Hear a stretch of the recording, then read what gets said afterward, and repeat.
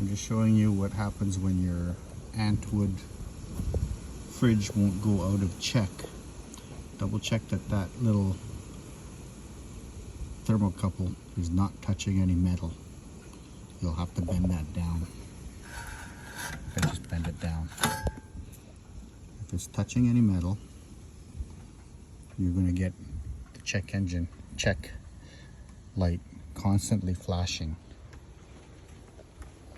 Let me just check.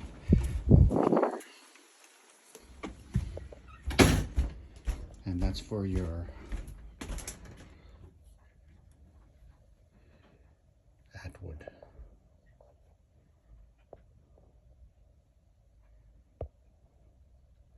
Atwood.